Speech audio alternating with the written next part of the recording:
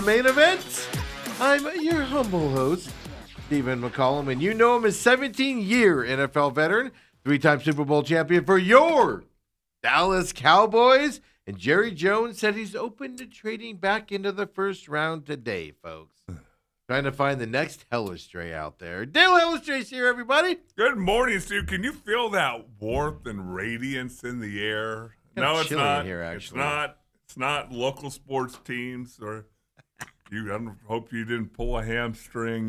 Saying I told you so. No, You're cheering. I did not. I Cheering fought the urge. against them. Fought the urge. But we're less than 24 hours away from start of golf season. I know. I'm not kidding you. I was telling you before we went on. First of all, yesterday I did a road trip yesterday, Dale. I'll tell you about that here in just a minute. Okay. And everything. Kind of embarrassing, but I'll share it with you guys as a life lesson. But before we get to that, I was telling you, I've been watching the Masters on the Range all morning on my computer. They literally joining a million other nerds. Yeah, I don't know why I was watching it. I don't know who watches it. But like DeChambeau was on the range today. Folks, this is the driving range. Yeah. They have commentators that are breaking down the shots, how high they're going with, oh, that's his 8-iron.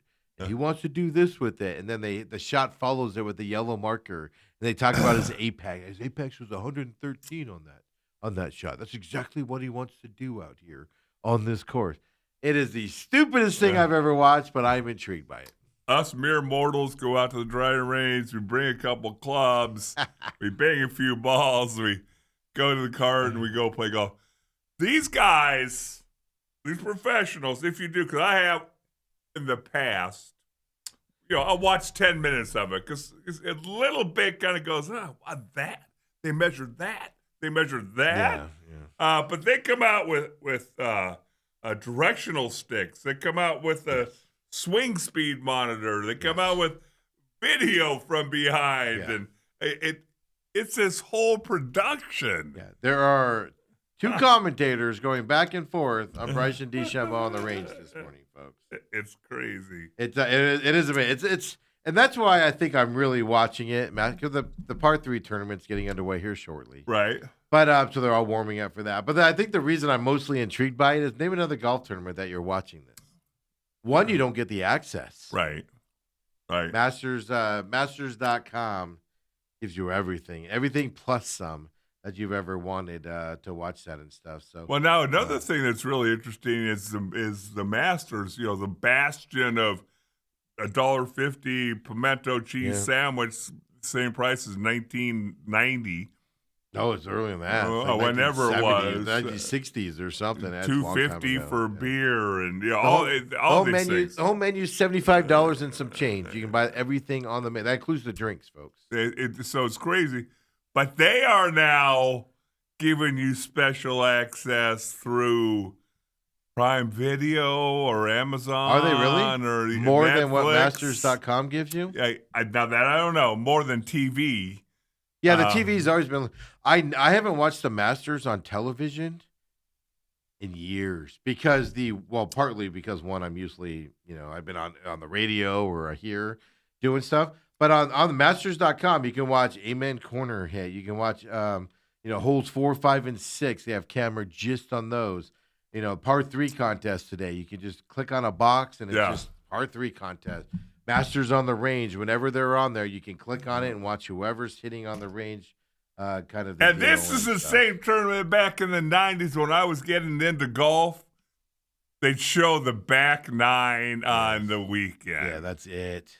Like you never knew the first 9 holes. They existed. It's like, So I watch it on Masters.com and just cast it. They got hole 15 and 16.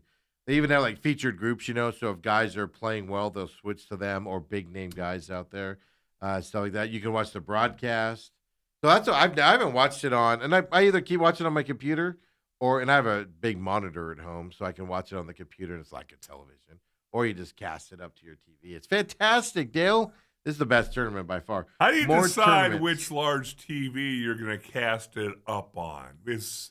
Is one more golf orientated, one more game orientated? How does Steve McCollum decide which large TV screen you're going to cast. Depends where I am in the house and what I'm doing, Okay. and if I have to move around or not. Okay. Seriously, that's All right. really what that. Good. If I'm downstairs, I generally don't like to go upstairs unless I'm going to stay up there for a little bit. So then my downstairs television will have everything on, and I can kind of hear it as I move around. If I go upstairs, then it's just a matter of what am I doing? What am I going to be in? What room? What am I going to be working on for a while and stuff like Boy. that to rotate. Yeah. A lot of decisions. Have you ever stood at the bottom of the stairs and go, okay, I'm going upstairs and get this done before I have to come back downstairs? Every day. That's where most of my naps come from. I'm like, all right, I got everything I need to do upstairs done. So I'm going to take a nap real quick. So I'm not going downstairs and doing stuff just to come back upstairs again. It's a chore, Dale. It's a chore. I'm telling you. Oh. But I'm looking forward to it. Part 3 today, I'll have that on. Of course, Diamondbacks again at 1 o'clock again today. Coming up, we'll talk about that, Dale. But I took a trip yesterday. I kept it quiet. I didn't want you guys to know. But, hey, I caught a foul ball yesterday, Dale. I was at Tampa. I wanted to see the new Tropicana field with the new roof out there. Tons of more sunlight coming through the roof now that they've had to rebuild it after that hurricane and everything. Beautiful, beautiful stadium roof now there in Tropicana. But they were playing the Cubs, and it's just, it's good to get on TV. But it's also a little bit embarrassing here. I got a life lesson for you guys here. So here we go. Cubs, Tampa Bay. Watch the crowd.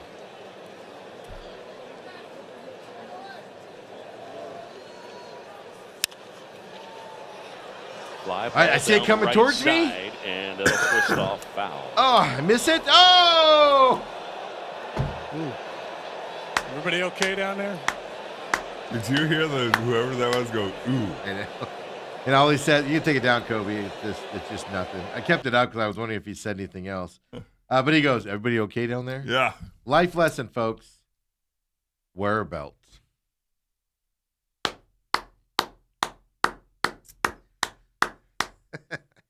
It's funny that you say that. That was not only did I see that live yesterday during the day because I was watching that game, but it was on SportsCenter too, Dale. It's so funny when you say wear a belt.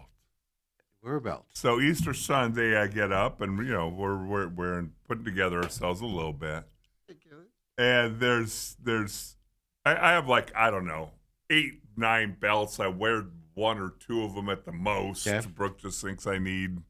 I said We gotta match your shoes. I'm only gonna wear 2 of them. I'm the same way. I have this belt holder, and I have like 100 belts on the thing. I wear 1 belt.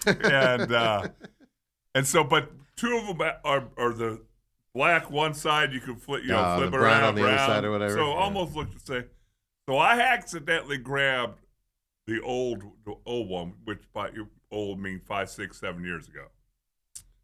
When I was 340 pounds. Did you have to punch a hole in it to get it to fit? I put it around me, and literally my hands were like this far away from my body. I know you can't see it at home. Yeah, you got the computer there.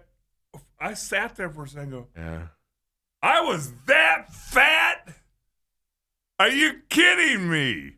And nobody said anything? And then, what you guys don't know, Dale came in today and handed me the belt. So this will fit you. And I put that back, and I said, I'm going to leave it there just to make me feel good every once in a while. Yeah, just even if you are putting on weight again, you just grab that one and be like, oh, I'm not there yet. I haven't got rid of all my... Yeah. I remember that fat guy on... That guy probably could have used that belt. On Modern Family, who the heavy set... the gay guy? Yeah, the heavy set one. The flamboyant gay one? Yes. Not the rational gay one? Yeah. The one who supposedly wasn't gay, but acted the gayest. Yeah. He did the best. But they did like a carport sale or whatever, and the other one kept on trying to get rid of his fat jeans. I remember that. And the big one always would go get him and put him back and said, I don't know if I can put weight on again. Yeah, I got to keep them. I mean, I have shirts. From like like when I used to go to Europe, once or twice a year, and I had to buy clothes there one time. I still have those clothes hanging up in my closet. They didn't fit me back then because a 2XL, an XL then over in Europe, it's like a medium here. They barely fit me there, but I had to buy clothes because my luggage didn't get there in time. And I keep it up in my closet, and I'm like, someday I'll fit in that. And I'm like, it didn't fit me back when I was in shape. What do I think I'm doing here? But it's still hanging up. I think I actually took it down. I folded it, and now it's on a shelf somewhere. But no, isn't that funny how you just hoard stuff like that? Yeah. I tell you, when I heard you say that belt, I went, Yeah. wow. Seriously, we need to get that guy your information. He needs a belt. I was fat. How embarrassing. Play it again, Kobe. Let's just have some fun with this guy. Because here's my question for Dale here. Did his pants fall? I couldn't really see. Oh, yeah. So watch it now that you know what happened. Now that I'm making I fun saw of he it. went down. Yeah, watch the right part. I should have blown it up. I didn't even think about doing that. So watch the crowd here. Camera's going to zoom in. Guy in the gray there. Yeah, I see There him. they go. Right there. Whoop. Oh. Okay. Yeah, that's how I responded. Yeah, take it down. Here's the question I got for you, Dale. That was Now, a full crack. That was halfway down his legs, Dale. Sitting in some really good seats, by the Yeah, way. yes. I wonder if it's an all-you-can-eat section. Wow. In all seriousness, folks, what do you do in that situation? Because he grabbed the chair, looked up, and then the camera went away from him because his butts are everything's showing, folks. So are you grabbing that chair and trying to stand up before you pull him up? Or all I'm doing is I'm dead flopping on the ground, whoop, and then I'm just waddling it up, like trying to hide behind the chair, and I'm waddling him up. I ain't trying to lift myself back up. Like, the top of that chair ain't being grabbed. I'm just flopping on the ground, hands down, and just trying to pull him up my best I can. I'm going to get up. I'm going to pull him up. I'm going to hold my hands up. And I said, I'm sitting down here. You're sitting up there. Exactly. Some poor people up there. You should be happy I bought the whole row for myself. That's what I was thinking of yesterday when that happened. I was sitting there going, man, how would you handle that? But also, he doesn't know he's on television. No. So you kind of, that probably goes through your mind, how stupid do I look and how many people saw me? And oh, Lord, once you sit back down, am I going to be on Sports How many Center? people are texting him? His wife's going, I told you, I bought you a belt for Christmas, dude. Oh. Some coworker. Imagine now if you're supposed to be at work and he called out at work yesterday for a day game at Tropicana Field, and now his bosses are all like, "Today, are you feeling better today?" Because I'd be even more embarrassed today than I was yesterday, buddy. Have that thing on a loop in the office. Or if you're one of his buddies, you're going, buddy, I just threw up in my mouth. That wasn't just plumber butt or anything. it That wasn't was just a those little- things were down, folks. Those were around his ankles. Fully exposed. I just kind of just wonder how you'd handle that. Moon River. Some levity there. Baby. Well, and the same thing is in Dallas. This happened at SMU. Probably 5 times a year we'd get hit by ice. Rain, freeze, Dallas whatever. is weird. And you're walking to class, and invariably, out of the corner of your eye, you'd see. Yeah. And the first thing the person, again, we're all young back then. First thing the person would do is sit up and look around, see if anybody saw. Exactly. I might have banged my head. It's like if you walk through a spider web and when you react, then you don't look for the spider web. Or you trip. What do? You look down at the ground. Hey, watch out, guys. Watch that blade of grass. The thing right there. That's what I always say. Like, when people trip. I did this at the Waste Management Open a couple years ago, where I hit the edge of a sidewalk, and my ankle went sideways, and I was going down. There was nobody around me. There was like one guy there. But I always tell people, don't fight it, man. Just go down. Like, don't fight it, because that's where you end up 30 yards from where you start tripping, but you look like a buffoon the whole way. And then the worst case scenario, you're crashing headfirst into something. Or someone. 50 miles away, 50 yards away from you. You go down. So I just remember, like, I twisted that ankle, and I went down. And I'm just sitting there, and I couldn't get up. This 4'8" guy had to come over, a little skinny guy. He was like, "I'll help you up." No, you don't. He did help me up, but I'm like, "What are you gonna do, Tiger?" Golly. But yeah, no, always go down. That's what I was thinking there on that.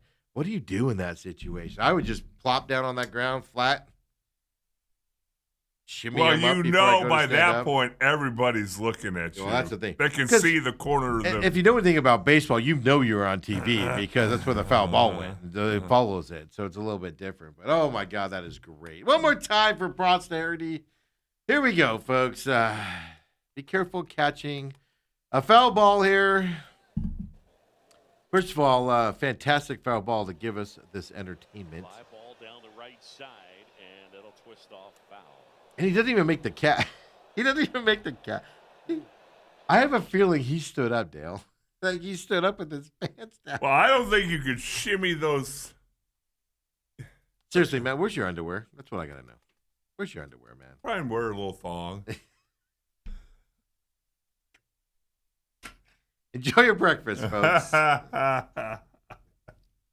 Maybe he has underwear on, just you can't see it. Beating up there. Steve. Robert chimes in and says, I've had that joke just prime for today. Of, hey, I went to Tampa Bay yesterday and watched the baseball game. One day closer, Robert says, and he's got a tradition like no other in Tiger's car on its side in the road. Yeah, the jokes are rough today. Jokes are rough today. Hey, Dale, let's say you're happily married since, I don't know, let's say 1990. Let's say you're happily married to a CEO of Shake Shack or whatever company your husband works for. Okay. And you get done with NFL meetings, you just decide to go to Sedona and get caught on camera at a private exclusive You resort were in in an Sedona. ornery mood yesterday, weren't you? Well, because how disappointed am I that of all the people that she's cheating with, it's Mike Vrabel. What's Mike Vrabel got that I don't? Besides manliness, muscles, money, I mean, his successful career of coaching and playing, what does he have that I don't? when you're those two, and they're both, I mean, Vrabel's obviously famous. Yeah, she is, but not to the extent Vrabel is. She probably can hide easier than he can. But A little bit, but get she's still on TV a lot. yeah, yeah. And But it's a niche. Now it's a big niche, but it's a niche. It's not like a common housewife isn't going to know who she is, but her husband might. and you go to Sedona. Yeah. And you weren't hiding anything. You were just, and it wasn't like, On a rooftop. oh, going through a divorce or estranged or Happily married. separated Happily or. married. How does that even happen? My favorite part was I think Vrabel described. Oh no, we're just good friends. They were and then the New York Times came because she works for the Athletic. The New York Times came out and goes, oh no, the cameras didn't get the 6 other people there. So there's 6 other people complicit with this going on up there. I don't know. I don't want to make fun of it because it's life and stuff Yeah. like that, and there's families back home that you have to think about. But my big thing on this is just, what are you doing? You have money. You know you're in public eye. What are you doing? Even if it was innocent, what are you doing? Dale, you get pictures taken of you and you're in a rooftop in a place like Sedona and there's another girl there in a bikini. Good-looking girl in a bikini. I don't care how innocent it is. Your wife ain't seeing that as innocent. No. So Especially it's- when I'm sure both of them told their partners, "Hey, I'm staying for a couple extra days to go do after the NFL meetings. I got this to do and that to do." we're gonna unwind team meeting. in Sedona. Team meeting. I saw a lot of people say she's an NFL reporter. That's a violation of stand, folks. If you don't know, Oh. these guys, Schefter and those guys, they hang out with people that for inside info, and they're friends with them. They go to dinner with them. They hang out with them. All of that. You may view it as unethical for somebody covering. Folks, they do it all the time. Like you heard yesterday with Bruce, with Tori Lavello. He's in chats with people, and When they went to the World Series, he's toasting drinks with Gambadoro over there at 98.7. Like, that happens. It happens in today's day and age and stuff like that. Now, does it affect your job is the question. Right. So, but I saw people taking that angle compared to that. So there you go, folks. The happenings of yesterday, I thought I'd bring up at the top of the show. Well, whatever you can possibly do to keep it from local sports. Well, that is local. That's Sedona. Oh, goodness. At least they weren't in a Coldplay concert. Because I don't know what's worse, getting caught cheating or getting caught cheating at a Coldplay concert. Well, they didn't even know they got caught cheating. That's the difference. No. Oh, these two? Yeah, but when somebody Vrabel took and the them? picture, Yeah. they didn't even know somebody and took the picture. then they reached out to him and was like, "Hey guys, what are you doing in Sedona?" And then you got the Coldplay concert where they got right on the screen. Yeah. If they would have played it cool, nobody would have known. That's the thing, man. Always lesson in life besides wear a belt. Always play it cool. Act like you're supposed to be there. Because the second you don't, people go, thumbs up with that. Yeah, that looked weird. That was weird. Why did he react that way? You buy into it, man. You start waving. Oh, look at my camera. Whee! You don't shove her out of the way. What's she doing here? But the other good news yesterday, Dale, I wanted to bring up to you.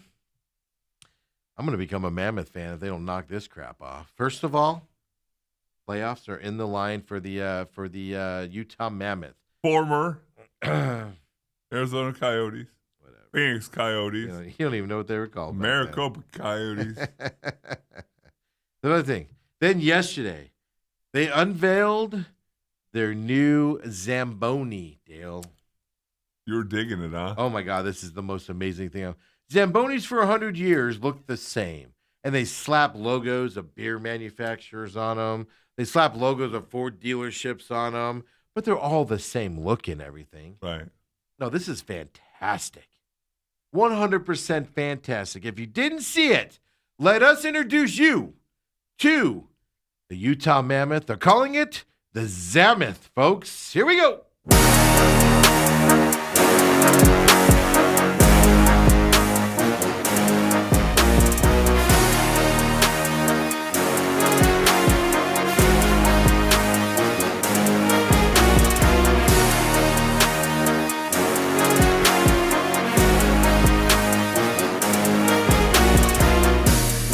Amazing. I'm all for it, Dale. Best owner in sports. Oh, my God. Half the arena is going to not be able to see it. Oh, they will, because it goes all up No. and down the ice. What if it only goes on one half? No, it goes up and down the ice. They'll be able to see it, Steve. They're like, there's the Zamoth. Oh, it disappeared. There's the Zamoth. Oh, it disappeared again. There it is. Oh, it disappeared again. It's playing hide and go seek with half the crowd there as well, Dale. Here That's we just come, gorgeous. playoffs. Why aren't more people doing that?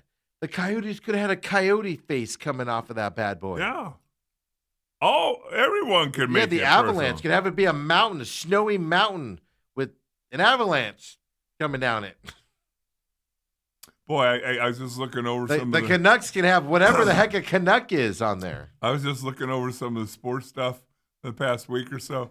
And who would have thought that Mike Vrabel would go from that Max Elakakar from ASU Training punching that guy. him and do whatever to The punching Rossini. to who? What's your name? Rossini. Yeah, but what did you say before Is it that? punching Rossini? You know what I mean? Oh! Oh, Steven. I know one place is going. It's going to the Big D, and it don't mean Dallas. When those pictures come out and you make that first phone call home, what's it like? Do you call because you got a heads up? They got a heads up. Oh, that they they're- did. I did not read anything I'm about it. assuming they got a heads up because they had statements pretty much the same time the pictures came out. So I'm Okay. assuming they got a heads up. Maybe not. But did you call them before? Hey guys. Hey, there's gonna be some pictures coming out. They're not gonna look good, just- but they're really yeah. not what you think. Hey, just wanted to let you know Sedona's beautiful. Wish you guys were here. Honey, I got your plane ticket. I'm looking forward to spending Sedona with you this weekend, extending my stay, and I'd love you to be here. Don't look at the New York Post for the next 3 hours while you're on the plane. I don't know. I've never had to, and I'm never going to have to make that phone call. Or do you just go, yeah? Or what are you gonna do? Whatever. What are you gonna do? I'm the New England Patriots head coach. I went to the Super Bowl last year. What are you gonna do about it? It'll be interesting to see if this thing blows up. Yeah. Or if it gets swept under the rug. Well, why would it blow up other than personal details? Right. And I don't know if you necessarily hear. I mean, you might hear that they're getting a divorce or she moved out or something like that. But why would it was not going to blow up as a big story anywhere else? I don't think. Why does anybody? Everybody cares. Why does anybody care? That's the problem. Everybody cares. Well, the problem is people are like, how could he do this to his wife? And now they hate him, and they're like, girl, you got to divorce him. Because they get involved with it. Or, you got the other people going, girl, you got to stick with your man. And all the guys are going, yeah, boy, woo. Robert says, tuned in this morning and Dice Clade showed up. Hickory dickory dock. Oh! Boy, that's a blast from the past. Right? There's a new guy, Timmy No Breaks, which is pretty funny. I watch a lot of Kill Tony, folks. I apologize for that. Timmy who? Timmy No Breaks. No break. Yeah, kind of does a Dice type of impression as a comedian. Okay. He's hit or miss, but he's got his moments. Robert also says, Zamboni be damned. The Mammoth are dead to me. I tend to agree with you on that, Robert. Now, I was lucky, though, because I didn't have to choose a new team. I was always a Knights fan. I've told this story before. My family's from Vegas, my mom's side. Tons of family still up there and everything. So I spent a lot of my life in Vegas. And I know I'll never be a Raiders fan because of Vegas. I'll never be an Athletics fan because of Vegas, because they're just teams shipped in. Now, I know what the Knights meant to Vegas, a la when the Suns were here originally. Cardinals moved in from someplace else, but the Suns were Phoenix's team because they started here, grew up here, all of that stuff. That's what the Knights are to Vegas, and that's why I gravitated towards them. It wasn't the winning ways. I was on that bandwagon from the time they announced the team and stuff like that because of that meaning to them. I won't be an NBA fan there because, well, I don't care. If the NBA was the first one there, I would root for them just for those reasons. But I'm not going to do it when they're the second team. But yeah, the Mammoth. Yeah, and you left us. I don't care what happens to you now. Plus, it's Utah. Oh, Salt Lake City. I love Salt Lake City, man. Well, I love some of the surrounding communities around Salt Lake City. Hey, anybody in radio or television hiring in Salt Lake? I'm available. Ooh. All 4 more years I'll be available. Got a daughter that's got to graduate high school. Oh, first. okay. You're not going to take them up to Utah with you? That'd be a fight. I don't really Okay. It's close enough I could commute, I guess, right? But there you go, Dale. Yeah. Mike Vrabel. The highs and lows of being Mike Vrabel. Well, I mean, he's also got an owner that knows how to sweep things under the rug, right? Chinese massage parlor. I went quiet quick. Steven. What? Our time to go to a break. Am I wrong? And we can come back and we can get more happy because you have more local sports you get to rip. Man, I watched the baseball team yesterday. As we go to break, I'll preview it this way. We'll come back with this. I watched a baseball team that I've been a fan of since I was a kid. I was born right down the road from there. It's not the Dodgers, things to that effect. And they showed more fight yesterday than they've shown on the baseball diamond in years. We're gonna look at this as well and things. So we got to talk about that. And it's a U of A grad. That's the owner of this team. What a shocker! He's terrible at owning it too, Dale. Come on back, main event.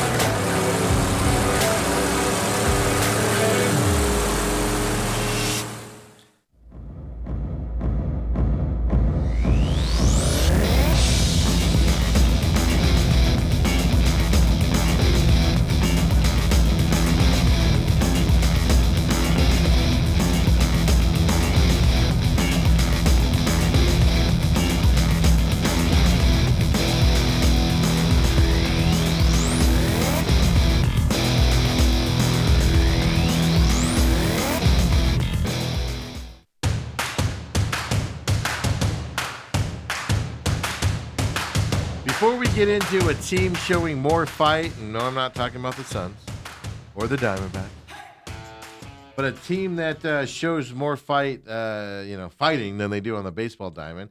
It was interesting. Braxton brought this to my attention yesterday on X. You guys can tag us, at TME Sports Show. Text us 623-252-6670. Either way you'd like to. Whenever you're listening to us, hit us up. But Braxton texted me yesterday afternoon, and he said, you guys, and it's off another post. He goes, you guys didn't know this when talking about Danny today, did you? Meaning Danny Manning. He goes, that'd be an insane coincidence. And I replied, I had no idea. I was clueless as usual. Well, I just confirmed with Dale. He had no idea either. We were talking about Danny Manning blowing out his ACL and stuff in conjunction with Kansas and that stuff. Yesterday was the anniversary in 1998, April 7th. When he tore his right ACL for the Suns. Wow. And we were talking about it like it was nothing. And we had no clue that was the day it happened. Isn't that freaky? That's weird. Also, who was the person that threw him the pass when he turned to shoot it and blew out his ACL? Boy. 98. Blast from the past here, right? Penny Hardaway. No, Cliff Robinson. Ooh, okay. Yeah. I never would have guessed that either. No. But I saw that, and I was like, ooh, that's an interesting name. Arizona Sports History put that out yesterday as well. But isn't that weird? That's kind of freaky that we were talking about that on the day it actually happened without even knowing it on top of it. So here's the setup on this. Pitcher throws inside. Pitcher throws inside again. High inside pitches. About a 10, 15-second stare-off happens between the pitcher and the batter before the next thing happens. And then, Dale, let's pick it up. Angels batter walks towards the mound. This is the Angels Braves. Walks toward the mound after the stare-off, 2 high pitches. And this ensues, folks. Angels Braves fight yesterday. They square up, and Soler and Lopez are throwing haymakers. They're going after each other. Soler is finally tackled from behind as the Angels and Braves are all out onto the field. That came up out of nowhere. Soler was upset after a couple of pitches were high and in after he hit yet another homer off Lopez. And a fight broke out just out of thin air. When you see that baseball being thrown that far again, we talked about success against them. Awesome. I've always thought if you're in the bullpen, are you rolling your eyes and go, are we going to run all the way in there? I don't think when they actually start throwing, like when they're just arguing and pushing, then that's stupid to run in. But they were going at it. Haymakers were being thrown. None of them were hitting. But here's the weird thing about this fight, if you saw it. First of all, the Braves pitcher, if you slow it down, which I've seen videos of this, Lopez, the Braves pitcher, was swinging with the ball still in his hand. I did see that. And he's literally connecting. Now, he still has his helmet on at that point. He's connecting with Soler with the ball in his hand. That's using a weapon, isn't it, at that point? Then, the weirder thing, the Braves manager doesn't go and get his guy out of there. He tackles the Angels star, Soler, and tackles him to the ground to where everybody jumps on top of him instead of going after his guy. Right. Isn't that a no-no in a fight that you go and you tackle the other guy? I would think that you're responsible for your guys. That's what I would be more pissed they tackled my guy than I would be about the fight. Like, what are you doing, Braves manager, tackling our guy to break this up? Go get your guy. I don't know. If Dale's a football guy, if that happened, how pissed would you be? Would you be upset? First of all, and I've said this plenty of times, I was a guy that did not like to waste energy. Yeah, you would have been slowly walking. I would have been, come on, who's going to hurt who? This is stupid. By the time I get over there, we broken up. Do I have to do this? If it's your quarterback, something like that, it's a little more urgency. Yeah. Well, let me put it this way. A guy beats one of your linemen. shows him up a little bit. Your lineman goes over and starts to mix it up a little bit. And you got to go in there for the other lineman or whatever, but you let them do it or whatever. Then somebody comes in and tackles your guy and shoves your guy out of the way from the other team. Yeah, then all of a sudden you got to get involved. Yeah, yes. you have to get involved at that point. Right? Yes. No, I would always say, fights, you take care of your guys. Yeah. Let the other But team you got to take make care sure of the you. other linemen aren't, or some stupid cornerbacks coming in and jawing with the big That's guys. usually what happens. And then rolling everybody up. Yeah. So you got to get that guy to chase that clown off, right? The little guy coming in and chirping. It's interesting. He said after the game, the Braves manager, he said after the game that he said he had to get Solar off his feet to prevent injury. Tackling a guy from behind is going to prevent injury? The most dangerous thing you can do, especially forward into other people and everything.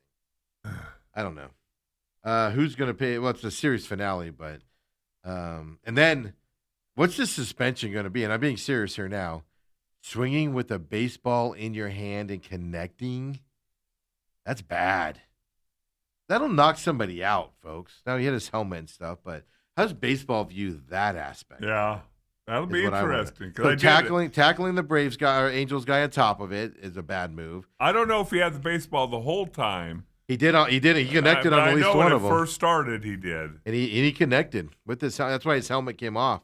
Was he hit him in the helmet, and that helmet bounced off and everything? Yeah, I don't know. It's fascinating. But the Angels, congratulations! Artie Moreno's team showed some fight. First time in a long time that's happened. The old hatred of the Angels and Braves, the old rivalry, heating back up. Who didn't see this coming between these two teams battling it out? Then Dale, a lot of anger around baseball yesterday. Wow. You were searching. I know it. I came to me. Yeah. I was not watching this game because the Dodgers are destroying the Blue Jays in this series. It ain't even close. Blue Jays are downright non-existent playing the Dodgers here in this series. It has been an ugly series for the Blue Jays. Didn't even bother turning it on yesterday. But I did see this. Oh, my God. First of all, beautiful. Second of all, this goes to my disdain for umpires. Right here's one. I'm not talking about it because he takes he takes what's coming his way. He stands there and takes it. But when that umpire turns around at the end of it after ejecting him, it's like, why eject him? Take your comeuppance and move on with your day. You only eject him to rile him up more, which I don't get when you throw somebody out. They'll shut up if you don't throw them out. But you have to throw them out to show your power, and then it just riles them up more. But then watch the referee at the end of this. The smirk on his face like he's so proud of himself.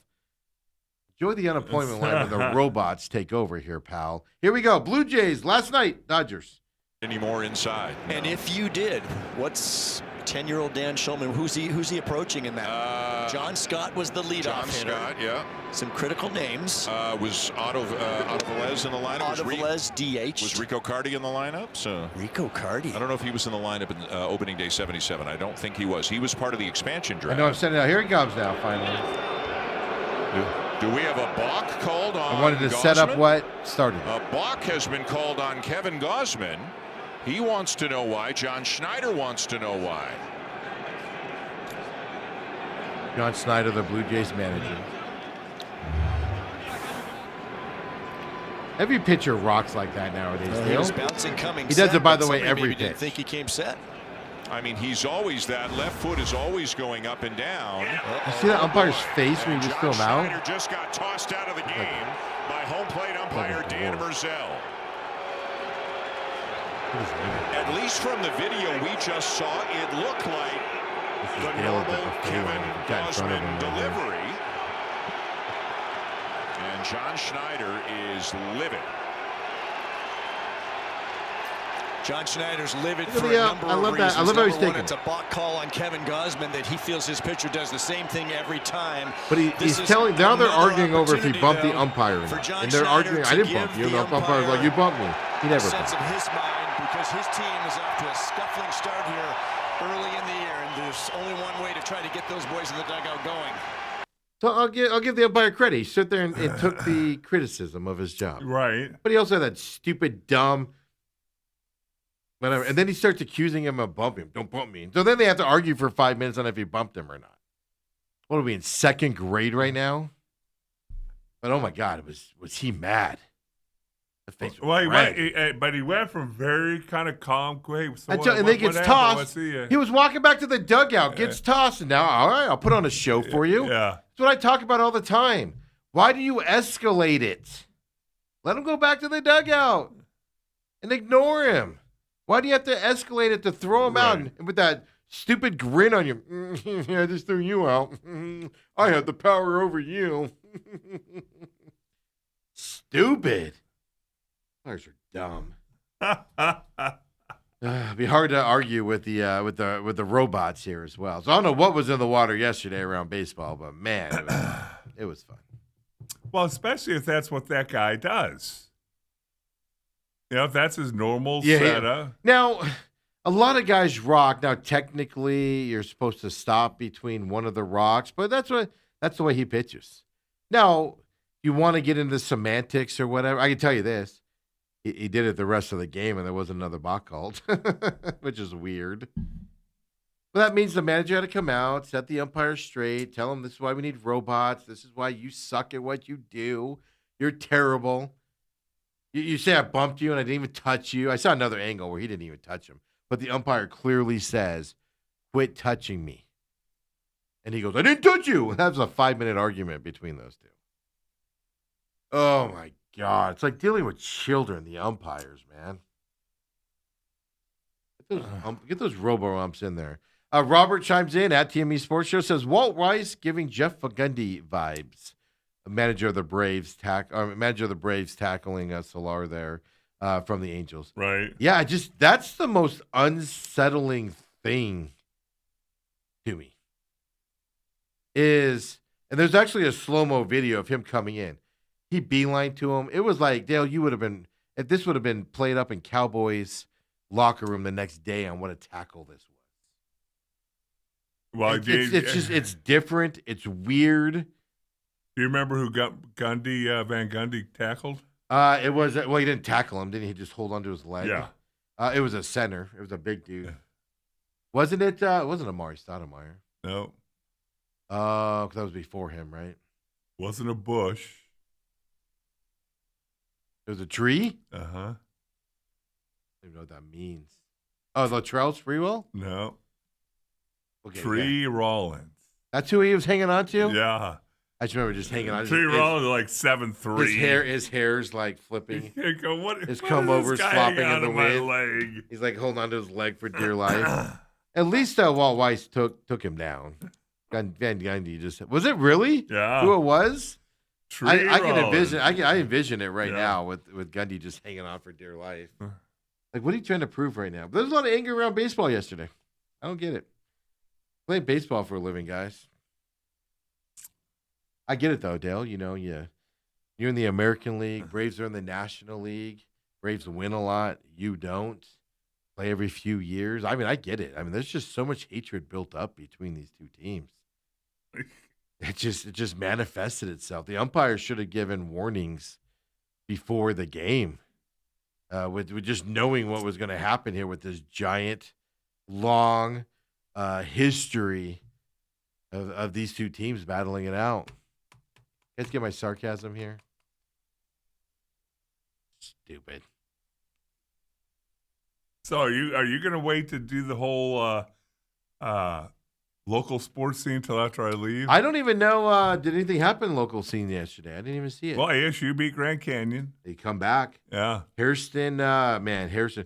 Folks, okay, let's give ASU props here first. If you're not, I said this last year. Last year they missed the tournament and stuff. They were good, but their pitching struggled at times. They weren't good enough to get there. They have a Player of the Year candidate on the team this year. They were without him for several games, and they kept winning. They're nationally ranked now as well.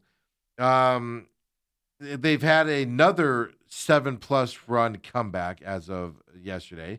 They've had 5 or 6 of them over the last couple of years with Bloomquist. It's a never say never, kind of game, meaning like they're never out of it, right? When they're in these games.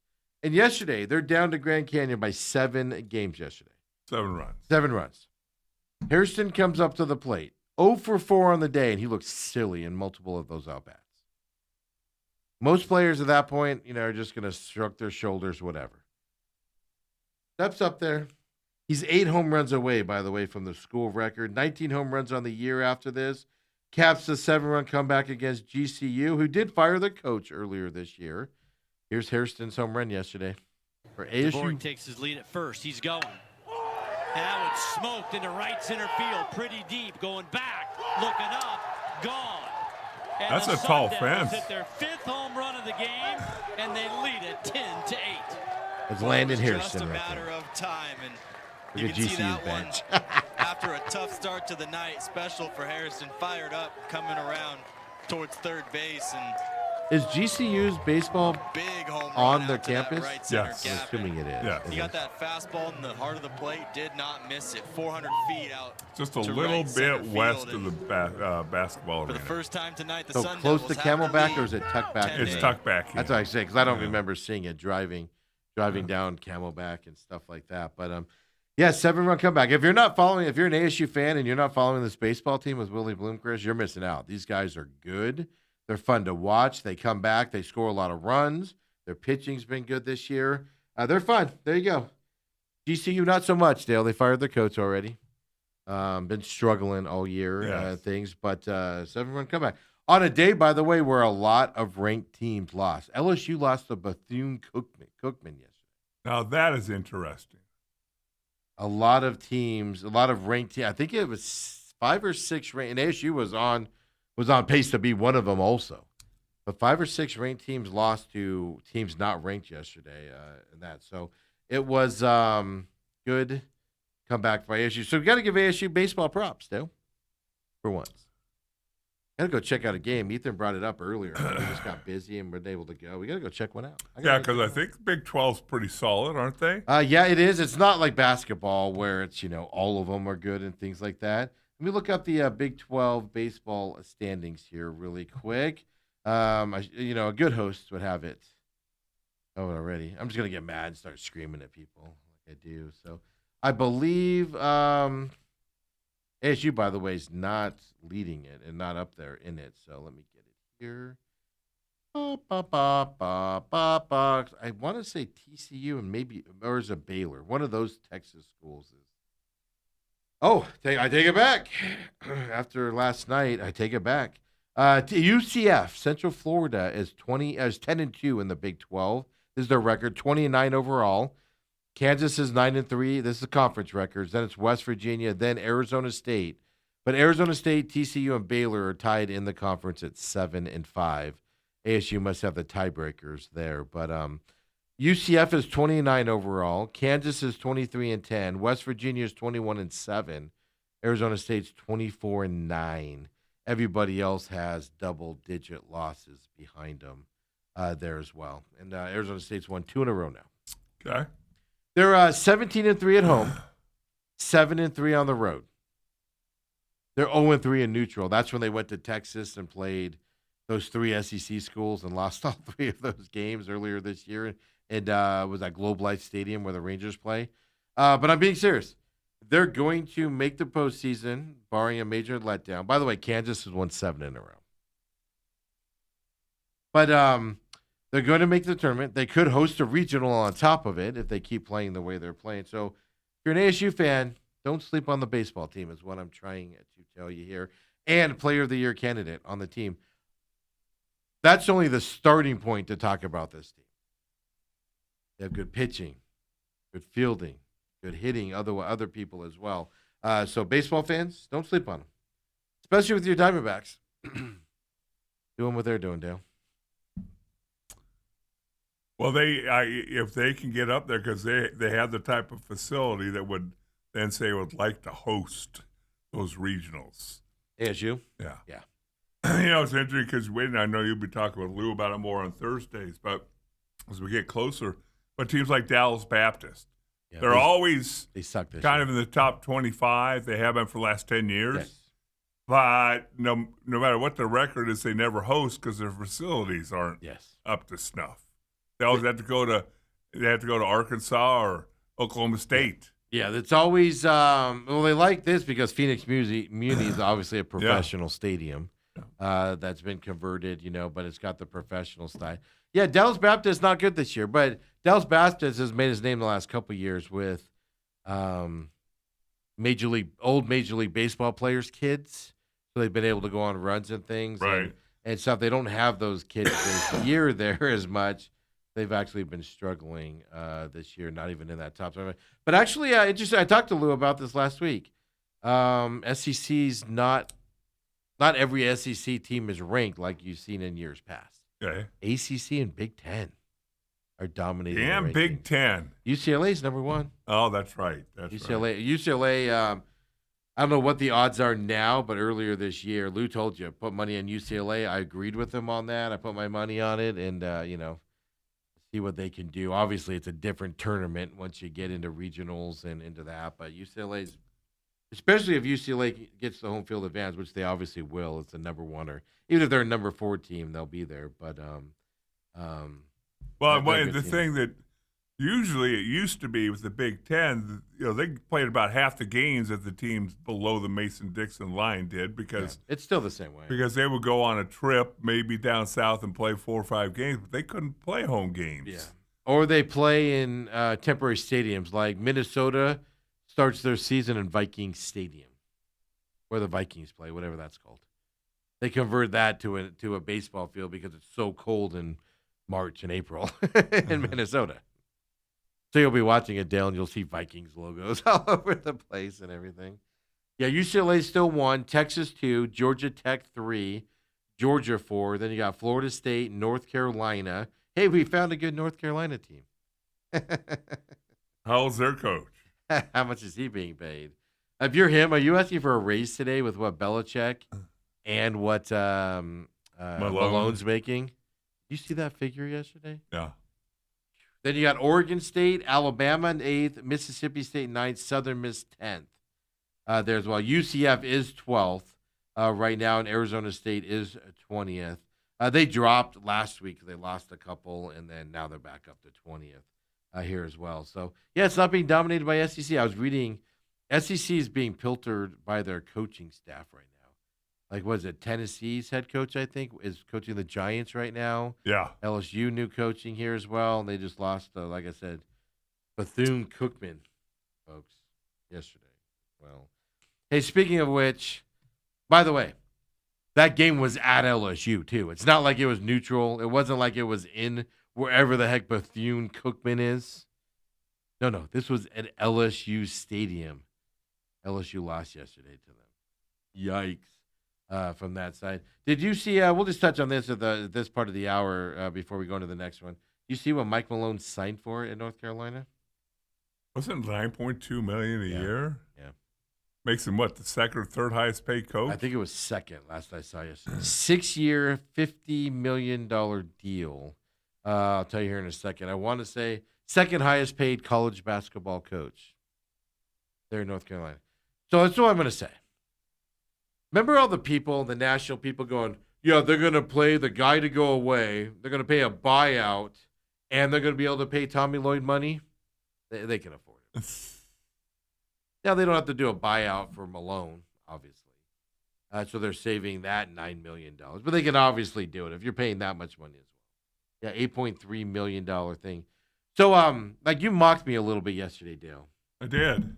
You're like, because I said he's been around campus. His daughter plays softball there. I was reading yesterday.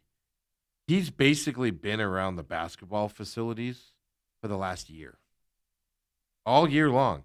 He's been in there. He knows coaches in there. He knows the athletic directors. He knows the administrators. He's been hanging around the campus. That's all my point is, he wasn't just going to the volleyball games and then going home. Right. He was there working with the basketball pro in some capacity. So they know him. This is a great hire because, yeah, you're going outside of the Dean Smith, Carolina man stuff. You're going out of that. but you're also hiring a guy that's been there for the last year, at least in some capacity, and been around it. So you're hiring an outside guy, but it's a guy that understands North Carolina at this point, being around there for a year. Whereas Tommy Lloyd going there, he would have learned all of that in very rough fashion. Going over there trying to learn how it works and stuff like that. I think this is a fantastic hire. Well, we'll see. You see Belichick showed up at his press conference? I did not see that. Did he smile? No? Do my Belichick impression. Was Belichick's girlfriend there? I think they broke up. They broke up a while ago. Didn't they? No. Yeah, I thought they broke up a while ago. You thought that'd make news. I think it did. Dale, it had to have made news because I can tell you right now, Bill Belichick did not text me and say the bee is gone.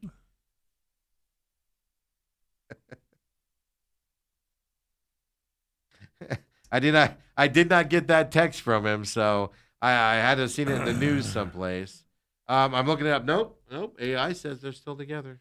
She has definitely got a lot quieter, hasn't she? You think he got to her? I don't know. Maybe she realized she can control things just a little more quietly. That's what people don't get. Control them quietly, man. You be behind the scenes doing that marionette thing. Let him take all the arrows. Yeah. You do it behind the scenes. See, I'm devious, folks. That's why you don't give me power. I'm devious. I'm not on a rooftop hotel in Sedona when people can know who I am. You would pick a more indoor pool. No private pool in my cabana. Why are you not in an Airbnb up there? They're beautiful houses up there. Why are you not in that privately with trees around it? Come on, Vrabel. Mike Vrabel, you need to call Steve McCullum. I know.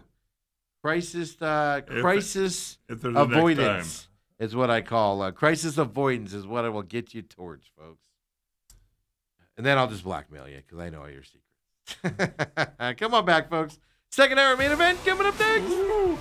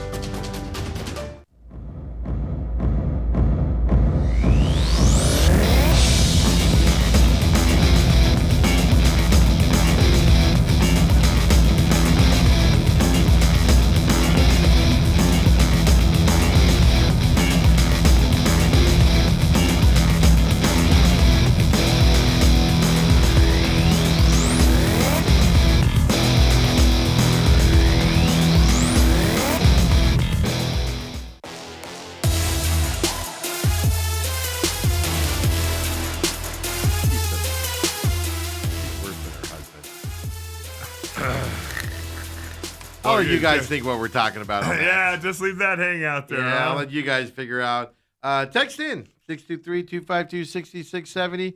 Hit us up on X. What are we talking about? I want to see what people think we were talking about right there when I said that. I just remember, she's so stupid. She's worse than her husband. That's saying something. Dale. And it's just in case. It's not Steve and Autumn. Oh, yeah. They're not married, but it's not Steve and Autumn. It's not Dale and his wife. Nobody we know. It's a national public figure. Yeah. It's somebody public figure. You don't know him either. So, yeah, it's that type of a thing. So, yeah, don't be getting weird about it. Don't be getting weird about it. Naming your brother-in-law down the road or something. Outing them out there. So Masters Week, Par 3 is getting underway shortly here as well. Dale, the ABS works. The ABS works. Okay. This is what I specifically love about it. These scenarios. Did you watch? You didn't. The Diamondbacks game was a day game, so a lot of people didn't get to watch it. Right. But you got Del Castillo at the plate. Yes. 2 strikes on him. Well, I'll just let the broadcast tell us about it after that and his subsequent hit afterwards. This is what is so great about the ABS. Here we go. ABS works. No doubt. That's the sinker, and he will challenge. This is one of those big spots. They talk about high impact, high leverage. Bases loaded, 2 outs. Oh, that's a good call there by Adrian. He knew it. And 2-2. Del Castillo lines it to right. It's down for a hit. Corbin will score. Here comes Perdomo. He will score. Adrian Del Castillo has tied it up with his first hit this year. I think that's fantastic. Previous games, Dale, that inning ends, nothing happens, you're still down 2-0. But the thing is, a couple things out of that whole thing. Number one, you can't fault the umpire on that call. It was 2 inches off the plate. It was less than that. Was it? That had to be less. Kobe, replay it. Yeah, Play it with the sound down, though, so Dale can keep talking. Because it certainly did not look like it was 2 inches. You tell me. Oh, that's way inside. Dale, he was darting out of the way. Jeez, that was ruining his uniform. Okay, watch where it is. Look how windy it is there. Yeah. Cold, miserable. So what does that say? No, they'll tell you in a second. 1.2 inches, I think is what it said. You think, or 0.1 inches. Yeah. No, I agree. But I don't think that's bad on the umpire. No, I don't think he can be criticized for that. But then they use it to their advantage, take advantage of it, and that's what it's in there for. Yeah. You know, I mean, some of these egregious calls that our umpires are making, where it's like 4 inches. Yeah, those ones you should be fired on the spot. Yes. Yeah. There should be an inch or two. I'm not faulting an umpire, or the ones that one corner of the ball hits the red, and you're like, really? Yeah. Like, that's not what the review's meant for in those situations. But Right. no, I thought it was fantastic. That's what it's for. It worked to that advantage yesterday. Diamondbacks were able to tie up that game yesterday because of that. Right. Now the bad news is we had a second blown save by a certain person, and then a game loser by another person. Hey, Ketel Marte has batting averages up to 209 today. Look at that. With the wind at his back in New York, folks. Okay. His batting average, he went 2 for 5 yesterday for him on that. Okay. Perdomo, though, not as good. Batting 162 now because he went 0 for yesterday. They lose in 10. 10 Yeah. innings. 4-3. Stupid ghost runner. Hate that. Stupid. I hate everything about it. Although it did help in the previous extra inning game when Ketel Marte hit it to the fence. But I still hate it. I get why you do it. You don't need an 18 inning game in regulars. It's like every other sport. Hockey, I hate 3-on-3 or 4-on-4. I hate the shootout. But for regular season, I hate ties in football. Just get the game over with for safety reasons, for tiredness reasons and stuff like that. So I put up with it on that. It's not in the playoffs, so that's good and stuff like that, right? Barossa did some fantastic play out there in the outfield yesterday. It was a good, fun game to watch. Boy, was I wrong on the I was joking around yesterday saying we might see a no-hitter tonight because of the weather, the wind, the cold, and everything. Yeah, 9 hits for the D-backs, 8 for the Mets. Boy, was I wrong on that.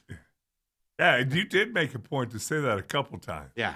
You looked at Bruce kind of looked at you kind of funny the one time when you No, said because it. I think he thought I was actually saying there'll be a no-hitter. Yeah. I was just saying there'll be low hits is what I was trying to convey and exaggerating. I think he thought at first I was saying that there would be a no-hitter tonight. No, I just thought with the weather, I just was like, nobody's going to be able to hit today. It'd be awful. They're going to be Right. dribbling it to shortstop or something and things to that. Merrill Kelly. Zach Gallen. Whew. 5 innings. Gave up 1 earned run for him. That's a fantastic start. 5 strikeouts. He's not striking people out like he has in the past, but I'm actually I know he's a different style of pitcher, but I'm calling this his Greg Maddux era, where he's able to control that ball. He doesn't get the strikeout, but he's able to pitch that ball to where he can get outs when the ball's put into play. And they're not hard hit balls very much and things to that effect. I like what Zach Gallen's doing out there quietly, is what I'll say. If you're telling me Greg Maddux era is, boy, oh boy. Yeah, he doesn't paint it like Greg Maddux, so no, somebody's going to go, he does not anywhere near Greg Maddux. No. What I'm saying is it's not overpowering guys for strikeouts. You find a way to get him out. Yeah. And it's not going to be mow him down, striking out 9 in a game. Yeah, he's not. Who's that kid in Pittsburgh? Skeens. He's not Skeens, where he makes you look silly while throwing the 105 miles per hour past you. Right. On top of that as well. Here's the thing, right? Though, but you're on a 9-game, no break road trip. 6 guys out of the bullpen last night. You're going to deplete that bullpen pretty quickly. Now, so did the Mets. Now, Mets, it's a 3-game series here as well, but so did the Mets. They went through a lot of relievers. You got to start thinking about that a little bit here. Now, it's game 1 of the road trip, after a day off. But our guys going to be fresh here toward the end of this with the Phillies. Well, that's the thing. I hope they can get the 3 or 4 wins here early in this thing, because it's going to, like I said, I think the whole road trip's going to be postponement, a doubleheader, something here, moving times around. Or just playing in and then playing in bad weather. So they left 12 on base yesterday, the Diamondbacks. So what are we going to do about the closer, Steve? We don't have a closer, Dale. Oh, we don't? Nobody's declared one yet. What are we going to do about keep putting Laciaga in the game is my bigger question. Blown 2 now in late innings. He's more of the problem to me than Sewald is. Look, I put that out facetiously yesterday because Sewald went in there in the 10th. Hard hit ball. That game should have ended the ball before. But Marte made a fantastic play and threw him out.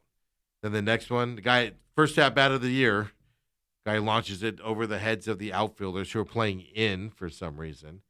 And the Braves win in 10, from that side. All right. Not a bad day. There's one. I wouldn't even have put Paul Sewald in that situation. Because you're extra inning, 10th inning, you just had the letdown. You're putting him in a bad situation. That's his job to get him out. I understand that. But that's a bad situation to put Sewald in. I was actually disappointed that they put him in that situation. What's the point of putting him in there? Did he need the work? I would have found somebody else. There you go, Tori. Tori's smarter than I am. I'm just an idiot. What do I know? But, I mean, until, I said his name right. Now I'm going to say it wrong. Lasagna gets out there and he stops blowing saves or blowing opportunities. Leads, thank you. Until he can get that under his name, put him in different situations. It's 2, I get it. It's only 2. But it's 2 of 11.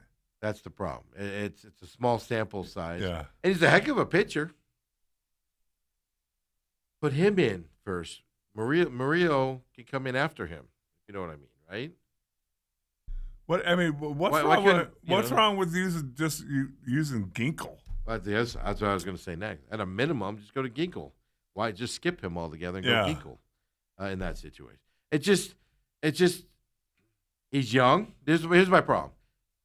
Laciaga is young. He's inexperienced in these levels and these types of games at this level.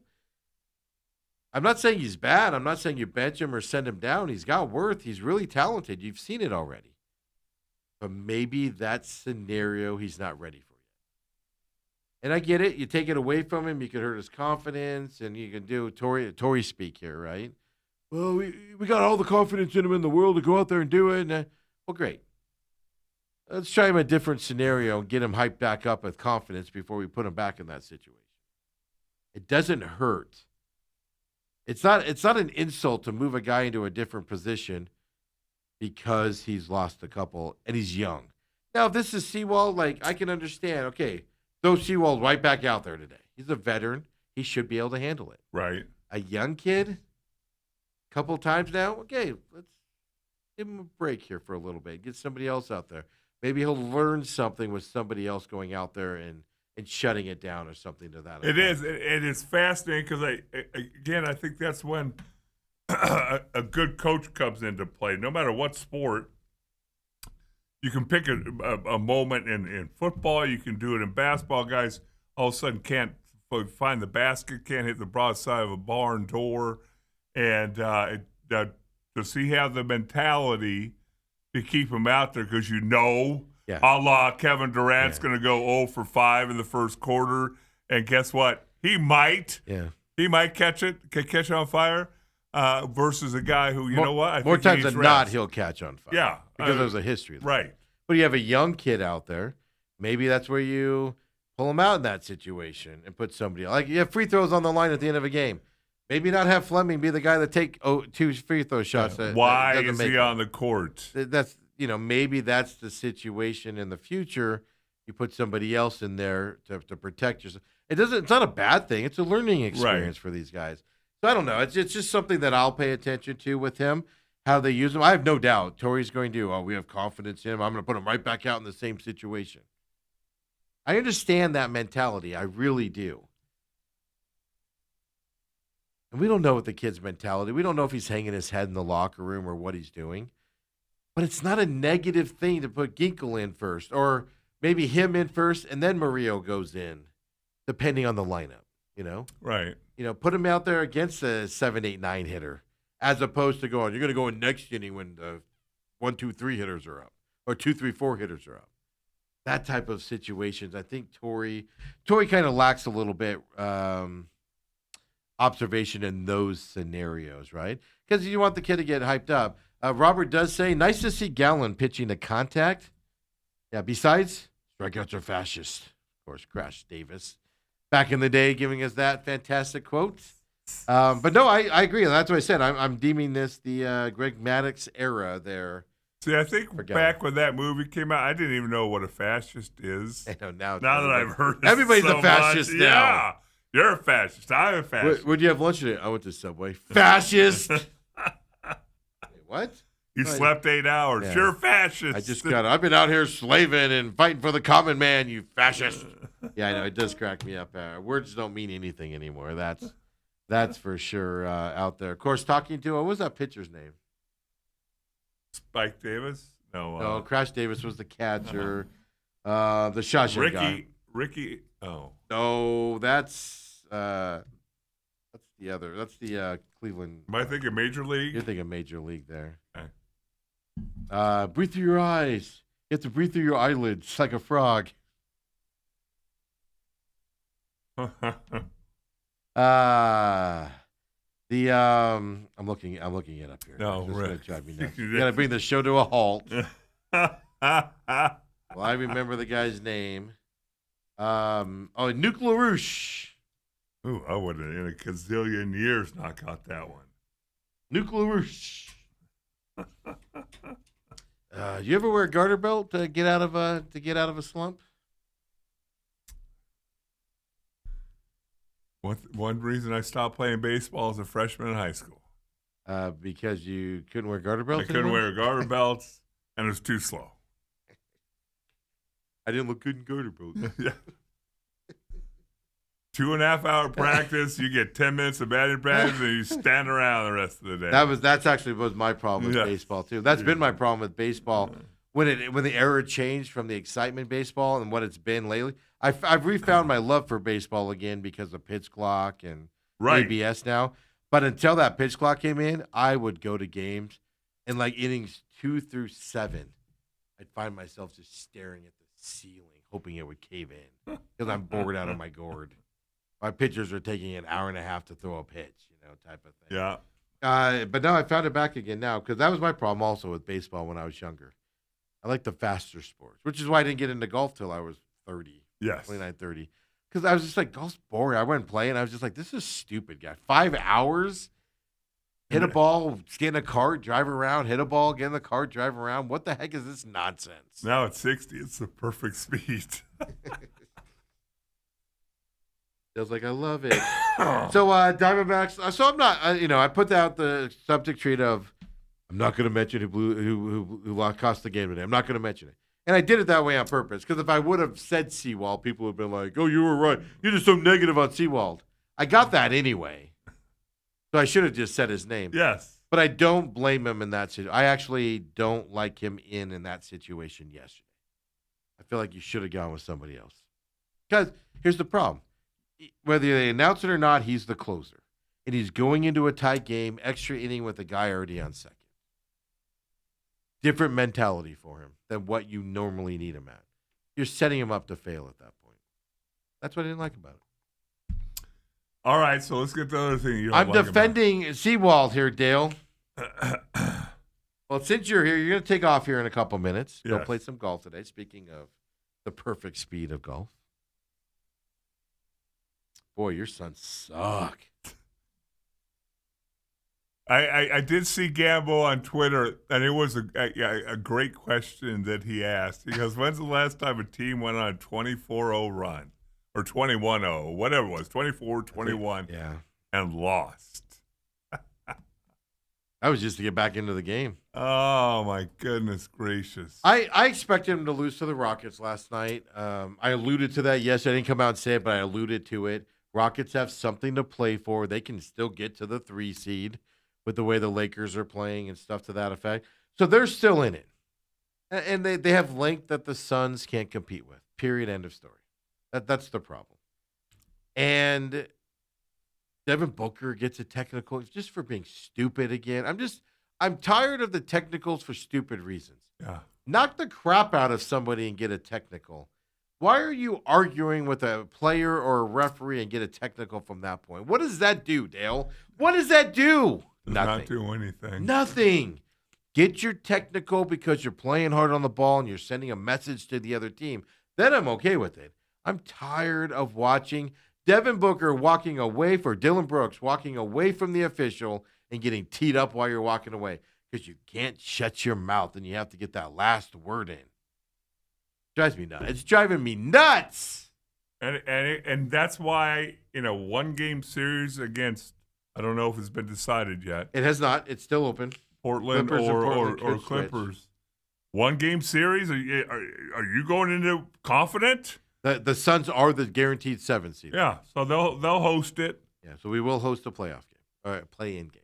But when your top guys, Dylan Brooks, 3 of 12, Devin Booker, 7 of 16. Now he goes to the line 16 times. All this bitching and moaning about fouls and all that. I want to be clear though, it's not just Devin Booker. It's infiltrated the rest of the team. Also. But they shot 39 free throws compared to 16 for Houston. And they complained about the officiating. Yes. I'm sorry. Play basketball. It's hard to argue the officials are sucking when it's that loud. Yes, when it's that loud. Houston's game at halftime go, what is going on? Houston's not even complaining about it. They're like, we're good. A couple of the Ime screens. Udoka's just like, game's going our way. A couple screens that Suns guys just ran into and go sprawling, and they get a foul call. It's like, I know. Yeah, I think that's what I'm getting most infuriated about on the Suns is it's the Suns we've seen the last 2 to 3 years now. Do a turnover. You look at the referee and argue with the referee. You get fouled. You turn around and look at the referee. You don't get fouled, but it shouldn't be a foul. You turn and look at the referee. I got tired of that these last 3 years where they haven't played well. Go back and play defense. Yeah. Devin Booker was driving. The guy was a foot away from him. He dribbles it off his hip. Yeah. Turnovers are a problem. Come on. They only had 18. I think they only had 10 yesterday. Let me look it up. No, they had 18 yesterday. Rockets had 17. The Suns' problem is length, which we knew would be a problem going into this year. Here's the thing that I'm looking at the Suns, though, Dale. The Suns right now are what we thought they'd be when the season started. And they teased us. And they came out and played better while the rest of the league wasn't in playoff mode. and the rest of the league, especially playoff teams, were kind of, doing their thing, getting ready, and they outperformed. Give them credit. The Suns came out and outperformed at the beginning of the season. But the Suns right now are doing what I said at the beginning of the year they're going to struggle with. They can't play with the length, people. I mean, they had nobody to guard Kevin Durant last night. Dude's just taller, faster, which is hard to say on him.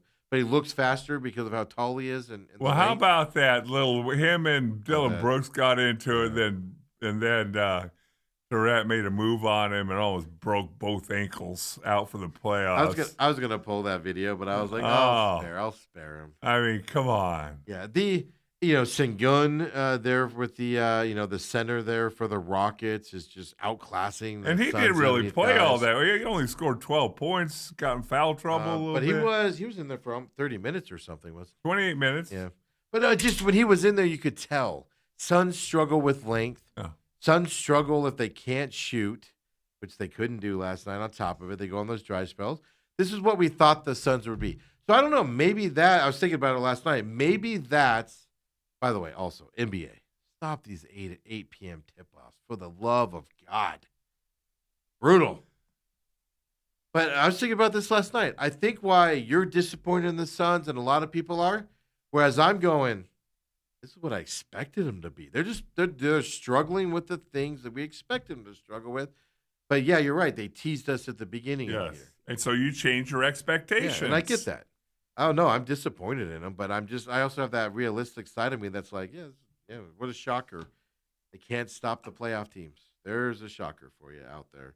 Stuff like that. The West is situated. Actually, you know what? It might be said and done. Throw up the NBA West standings for us here, Kobe, as well. So the Timberwolves won, Suns lost. Suns can only be the 7th seed now as well. So so now it's just seeding. So it's not set. Golden State will be the 10th seed. The question now is Clippers, Trailblazers. They can still – I don't think they're going to. I think we're going to see a Suns-Clippers playing game here in Phoenix. Yeah, but there's also a big thing between 3, 4, and 5. Yeah, well, that's the thing on the seeding. Well, Lakers are going to keep falling. They look like trash without Luka. And you're telling me Houston doesn't want to get that 4 seed, so absolutely. they have a home playoff series. They could still surpass Denver if Denver loses a couple. So it's not over for them at all. So we're just dealing with seeding at this point. But to me, for the Suns to have I'll put it this way, any excitement coming up for the playoffs, obviously playing game against the Clippers, you have to win that. Because if they don't win that and they get into the playoffs, or if they don't win that and they lose, but either way, you're losing in 4 games to the Thunder. This team cannot. Yeah, if they lose the first one, win the second one, then they get to play 4 more games for the season's over. Yeah. If they win the first one, they can at least make it interesting. They can win 2, possibly 3 games against the Spurs. I can't say I would pick them to beat them, but they can at least be competitive. They might lose in 4, but it'll be competitive. It ain't going to be competitive with them. And maybe Wemby's ribs might bother him into this second game. They set him out last night, and they said he will play in one of the 2 remaining games. He has to play 20 minutes in order to be alive for the awards at the end of the year. He has to play 20 more minutes. Let's go stand on the edge of the court. That's the thing, right? Do you just go, hey, man, you're standing midcourt? Yeah. Do not go anywhere near there. Go from 3-point line to 3-point line. But it'll be interesting to see because I don't know if you can restrict a guy from going out there and not letting his competitive juices flow. We'll see. Dale, get out of here. Go play some golf. And you carry it to the end. Get all the bad stuff off your chest. I got all that out the end. Show it. We'll talk more about the east side of the NBA as well. But playoff picture. We know the teams. Down to seeding now. What we are looking at. Big loss for the U.S. men's national team with the World Cup coming up as well. Gino, a boy from UConn. And he's doing a lot of apologizing these days after his antics here. So. And then I'm tired of this Giannis story, so I'll bring this up. I'm just tired of it. Come on back, folks. I'll get you the rest of the way. Dale's going to go play golf. See you tomorrow. Yep, with Lou tomorrow. Lou and Dale tomorrow. Dale's got to study up on UFC tonight, folks. Pronunciation. Yeah, you have to pronounce it all.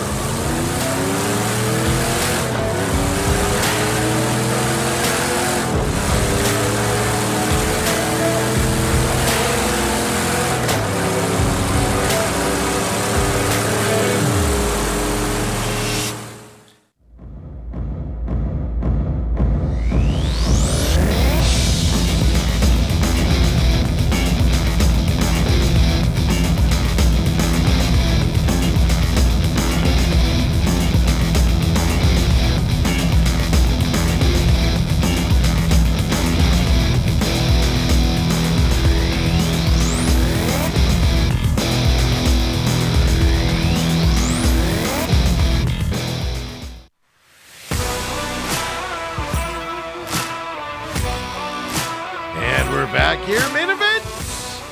Dale takes off on Wednesdays, some Wednesdays, in the LA's golf. He will be joining us all show tomorrow as well. Holmberg's morning sickness is off this week. And so Dale's going to join us with Uncle Lou tomorrow. Talk college baseball, of course, hockey playoffs. Season concludes coming up here as well and shortly, so playoffs will be underway. In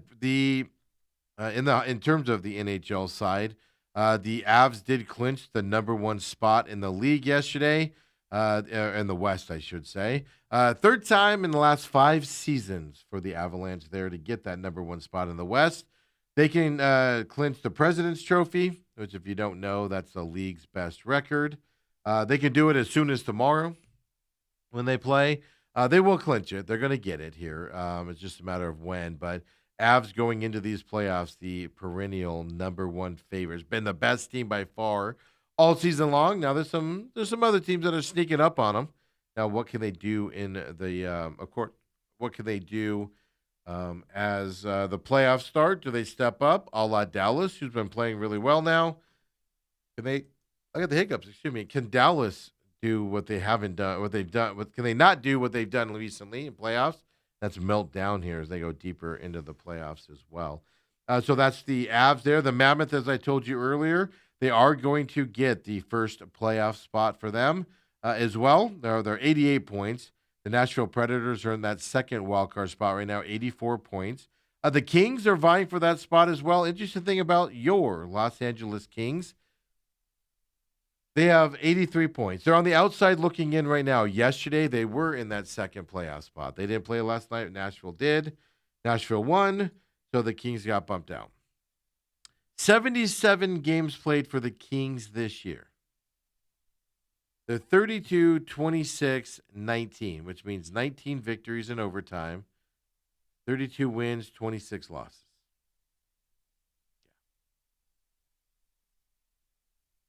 They have 17 regulation wins.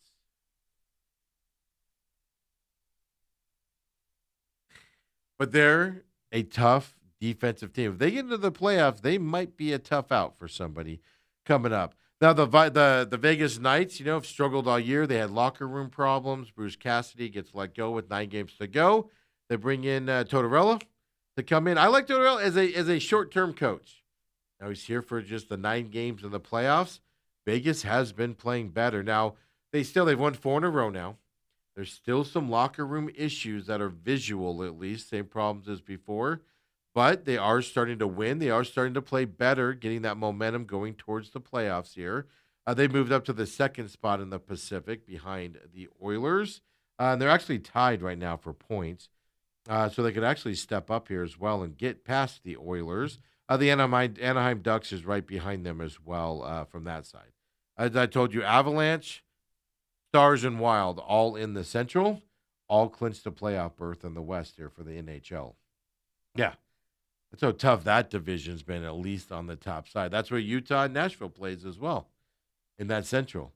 So look at that. 5 Central teams can get into these playoffs coming up. If it stays where it is and the Kings stay on the outside looking in. One of these stories that has been kind of amazing was to go to the eastern side is the Detroit Red Wings. They were fighting for a playoff spot. They were in the wild card for a while there, and they've really struggled here in the last several weeks. They're now fourth place in the wild card, so 2 out of making it. They're essentially not going to make the playoffs again this year, even though they fought hard at the beginning and kind of fought into there. Last couple of weeks has let them down.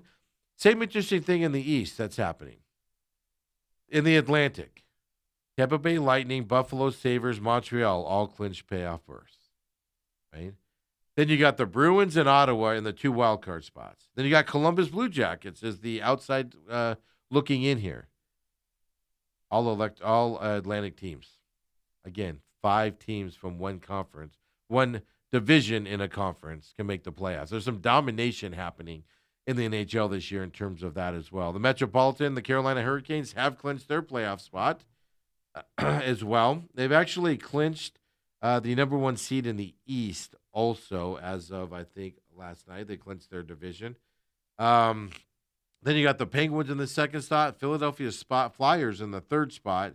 As I said, Brewers and Senators right now in the wild card spots. Columbus 2 points out of that last playoff spot as well, trying to battle it out there coming up. So, look, it's playoff time in the NHL. NHL is my favorite sport. I've grown to not like the regular season as much now that the Coyotes have left. I don't follow the regular. I don't buy the NHL package anymore. But I do pay attention to it. I watch all the free games I can. I will purchase individual games if it's a big one I want to see. But playoff hockey, there's nothing like it at all. It's going to be fantastic to watch as well coming up. As we set that stage, I told you on the NBA side, right? Their playoffs, their season ends on Sunday as well. The West is set. All the teams in the West are ready to go. We're just waiting on some, the 3-4-5 seed in the West is going to move around a little possibly. The 8-9 seed in the West for the play-in game, Clippers, Trailblazers, that can move a little bit as well. Then you go to the East side, the top 4 teams, which are the Pistons, Celtics, Knicks, and Cavaliers. They're obviously locked into the playoff spots as of this point as well. The seeding, though, can move for those teams. So we don't have the top 4, at least in the East, settled either. The Heat are headed to the play-in tournament for the 4th straight year for them. So you have all the East teams ready to go and settle down. Now, seeding, same thing. Seeding's what you need. Again, season ends on Sunday here as well. So the Hawks, Raptors, 76ers, Magic, and Hornets. So right now, that's 5, 6, 7, 8, 9. Those positions can move. They're all within a couple games of each other. Hawks right now, 45 and 34. Raptors in the 6th seed there, 44 and 36. 76ers, Magic, and Hornets all have 43 wins. Right now, 76ers and Magic have 36 losses. Hornets have 37. Played one more game and one more loss for them. So you can see a big shift here between 5, 6, 7, 8, 9 in the East for the NBA as well coming up on what we're looking at for them on the NBA. So playoffs are here, folks, coming up. Then we're going to get into College World Series, conference championships coming up as well here in another few weeks. Then, of course, leads into the regionals and super regionals for the College World Series coming the way as well. The the Par 3 tournament is underway right now. Been watching that here on the computer. I've had it up on the screen. But the one thing I wanted to talk to you guys a little bit about here as we talk on the show, I know, look, I was having some fun earlier with the anger happening around baseball and fighting and, for the love of God, wear a belt when you go out into public. Showed you that earlier as well. But I am so sick of Brett Favre. Giannis in Milwaukee. He's the Brett Favre of Milwaukee. There's something in the water up there from Green Bay where, Brett Favre, retire, not retire, retire, not retire. Aaron Rodgers, don't want to be here, want to be here, don't want to be here, want to be here, don't want to be here. And now it's Giannis. Now the story's out that the relationship between Giannis and the Bucks are strained and can't be repairable. And he's asked for trades numerous times. They don't trade him, and then he comes back and is like, oh, I'm happy. At the trade deadline this year, there was actually bets out there of Giannis being moved based off the language he was using and wanting to leave the team. He stays with the team and goes, oh, I've always wanted to stay in Milwaukee. Then you find out that he's part owner in Kalshi, the prediction market. And he was betting that he was going to, people were betting he's going to leave from there, and he was betting he's going to stay. Unbelievably dishonest type of behavior, in my opinion, but hey, it is what it is. That's why I don't trust those prediction markets. I also saw, on a side note, future oil betting of oil going down yesterday afternoon, betting that oil was going to shoot down in large amounts went through the roof on those prediction markets. Hour and a half later is where you hear about the ceasefire. These markets can be manipulated, and I don't get it. I don't understand it. But I've seen enough manipulation with this Giannis thing, now this oil thing, and a few other things, where I'm going to avoid Kalshi and Polymarket as far as humanly possible. That's a side note. Giannis has asked for the Milwaukee to trade him at least 4 times this year. It's on record, even though they deny it. They all deny it. It's been on record that they want to do it and everything. Is it over now? Now they benched him, and he doesn't want to play because they're trying to tank. So they wanted to bench him. He says he's healthy. They say they're not. The NBA PA is involved now, saying he wants to play. He's healthy to play. You guys are keeping him down. It needs to end. This is like your friends that you know a divorce is coming. They hate each other's guts. Neither one of them wants to be there anymore, but they just hang on. And you have to sit there and watch it happen. And eventually you're just like, you guys are ridiculous. I can't handle you anymore. That's who I am with Giannis and the Milwaukee Bucks. Not even counseling is going to help at this point. Just guys, somebody needs to sit them down and say it's not working out. Time to let it go and move on. You'll both be happier. We'll be happier if you move on. You guys will be happier. We as basketball fans will be happier. Let's get it done. Let's make this move happen. Now, they have to wait till the offseason and stuff. I understand that, but needs to end. I am tired of that conversation at 1,000% as well. Gino Auriemma, of course, historic Hall of Fame coach there at UConn. Epic meltdown on Friday here in Phoenix when he lost to South Carolina and Don Staley. Epic meltdown. To the point where I watched it over the Friday night, obviously, and saw all that stuff. I was like, something's wrong with him. He doesn't act that way generally. Hasn't in a lot of years acted that way. He's done several apologies since then. He released a second statement yesterday, on top of his public comments, his other statement as well, apologizing for the post-game blow-up, on Friday night as well. Quote, I've lost more games in the Final Four than any coach in history. But Friday, I lost something more important. I lost myself, unquote. I'm not saying he's sick or nothing when I say there's something wrong with him. What I'm wondering is, he's used to winning. He's not used to getting blown out. He's not used to the refs not giving him calls. He's not used to a lot of the things that happened this year to him and his team, toward the end there. He's not used to that happening. Is this just an ego thing of, I deserve this, so now I'm lashing out? Or is there, he's been a basketball coach for a long time. He's older. Is there something else happening to where he reacted that way? He's not a guy that's reacted that way before. He's had disagreements before. He's had things to say before, but he's always handled them professionally and talked about them in ways that you can kind of be proud of. This is the first time you see a meltdown occur from Gino. Something to watch moving forward. Did it just his ego get out of the way? His team was so good this year that when they got slapped in the face, he couldn't handle it and just lashed out. That's where that ego comes in a little. Can't do this to me. I'm Gino. We're UConn. Is it that? Is it just years and years and years of coaching? You're used to things a certain way, so you act out, because it's not going your way anymore. It's something else. Maybe there's something in the personal life where it meant more this year to get to that winning point and winning that game, and he didn't handle it well. That's a possibility as well. There's a lot of times in life where something happens to you and you don't handle it well, right?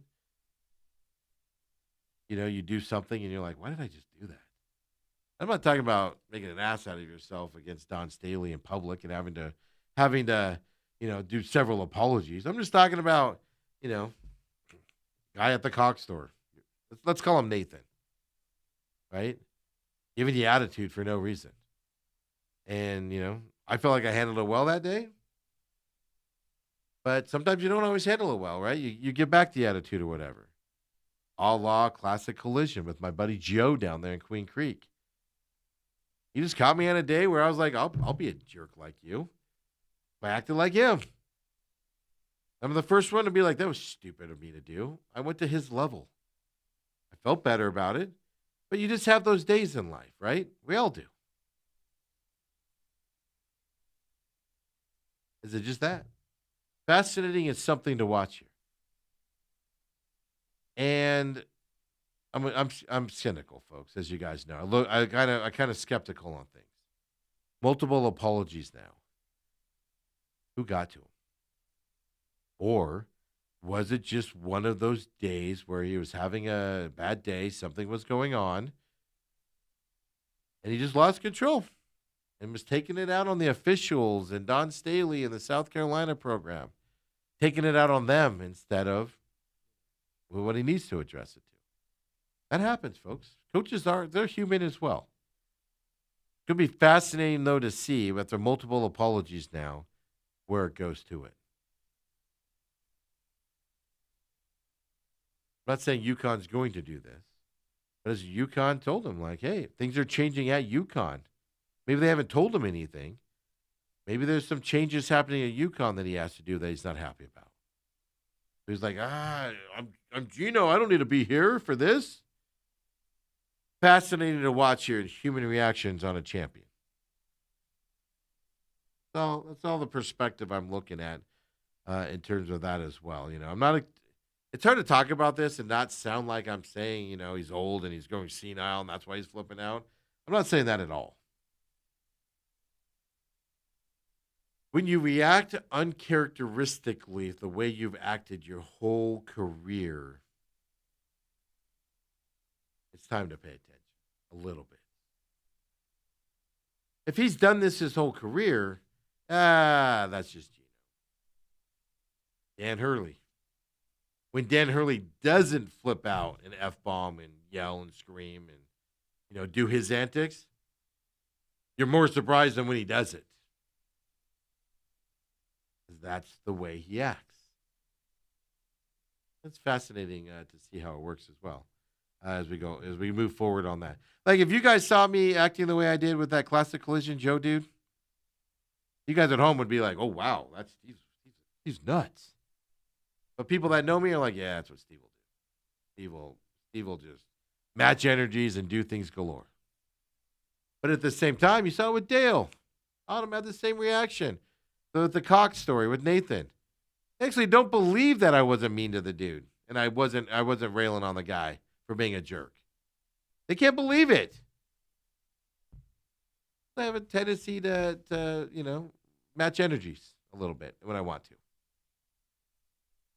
Gino is out of context here. Or out of characteristic here. It's fascinating with a coach that has to look at players and say, you don't act this way. We do things this way. And now he's moved out of it.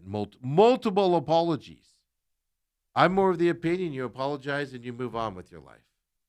Multiple apologies, that tells me something's going on. Whether it's with him where he's not happy with it. Nobody's even talking to him. He's just not happy with it. He needs to keep apologizing to make himself feel better. Fascinating, though, because this is a guy that just wins consistently, acts consistently, and now he's out of context. Just caught my eye how out of context that was, and also it's caught my eye how out of context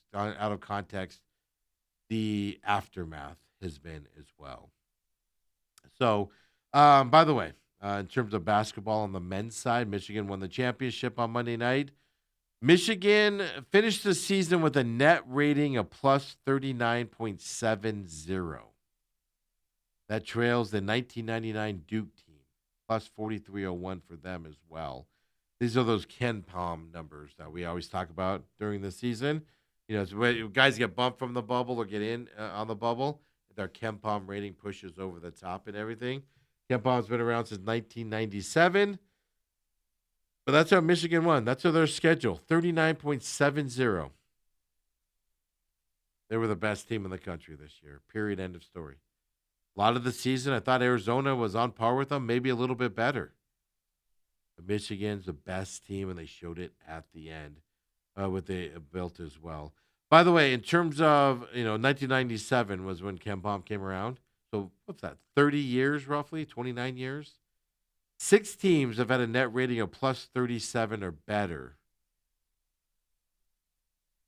3 of those 6 happened just this year. So I already told you, 1999 Duke, obviously 2026 Michigan at those levels. 2025 Duke was at 39.29. Arizona this year was at 38.06. Duke this year was at 37.37. And then 2001 Duke was at 37.32 also on that list. A lot of Duke on that list for high Ken Palms. So if you don't know what the Ken Palm is, like I said, it's a net rating. You hear people talk about it all the time with college basketball. So basically, efficiency is how they get that number gives you an efficiency number. So it doesn't go off of win-loss records and things to that effect. It's an analytics number, folks, is what it is. So they call it the adjusted efficiency margin. It predicts future performance because it evaluates how many points a team scores and allows for 100 possessions. They do adjust it to your opponent's strength. So if Michigan's playing Dartmouth, small school, and Michigan just dominates that game, that number doesn't shoot up to 80. They adjust Dartmouth, right? They adjust it to the opponent's strength to make it more fair and stuff to that effect. That's how efficient Michigan was, the second best of all time, with that 39.70 number as well. Mock drafts are coming up. We're having a draft get-together. Well, we're doing a draft show coming up Thursday. Was it April 23rd? We're going to do it at another location. We're not going to do it in these studios. As of now, we have it all secured. We just have to make sure it's all put together. We'll have at least one special guest, maybe a couple coming as well. It's not going to be open to the public. Unfortunately, we tried to get an outlet to do that at. Struggled with it. There's still some possibility. That's why we haven't announced it fully. But I'll tell you this: April 23rd, 4 p.m. is when the draft basically gets started. Cardinals draft third as of now, unless they trade out. We'll do the whole first round. Me, Bruce Cooper, Dale Hellestray. Special guests will be coming and going throughout the night as well. 4 out of the top 10 picks in Yahoo's NFL stock mock draft. And by the way, mock drafts are very similar right now, at least in the top 10. And now they're similar. The same players are going in the top 10. It's just who are they going to is kind of the difference. But 4 of the top 10 picks in the Yahoo mock draft and others, I've seen it on ESPN and The Athletic as well, from Ohio State. Yeah. Arvell Reese, linebacker, Ohio State. A lot of people have him going to the Jets as of right now in that second pick. Sonny Styles is a linebacker going to the Titans in that 4th spot. Cardell Tate, in that 5th, 6th spot generally. Caleb Downs going to the Chiefs they have late in that top 10 pick as well. 4 out of 10. Ohio State players. I'm seeing some other names, by the way, than the kid from Miami as the offensive lineman. Now, there's still offensive linemen. Yahoo today on their mock draft. Georgia offensive tackle Monroe Freeling going to the Cardinals. So the names might change, but most mock drafts have an offensive tackle going to the Cardinals at number 3. To me, that's too high for an offensive tackle. I don't care. Be nice to trade down. If you're inherent, I believe in what Bruce Cooper says. Get a skill player that's dynamic, a la Love. For an example, if Bruce wants. There's a couple other names there from wide receiver and stuff that'll be dynamic guys. I agree with him. At the 3rd spot, you go get somebody dynamic like that. But let's say the Cardinals don't want to do that and they want an offensive tackle and they're going to pick one. You trade down and get your offensive tackle you want. That'll still be good later on in the draft as well, is what you're looking at. So, we'll see. Mock draft coming up, of course, with the real draft coming up April 23rd. We'll cover the first round. It will be free. We'll be going out live. It will be free for the first round of the NFL draft. There'll be graphics and everything being put together now as well. So it's going to be a fun time. Come and join us. 4 p.m. is when it starts. If you're watching the draft anyway, might as well turn us on for our analysis of the picks and with the teams and everything as well. So, want some golf? You want some tennis stuff while we're looking at the par 3 tournament at the Masters right now? Carlos Alcaraz, 66 weeks now he spent as the world's #1 player. That ties Yannick Sinner as the 12th most ever in terms of the length as #1 player as well. Now, he's not too far behind the person in 10th spot at 72 weeks.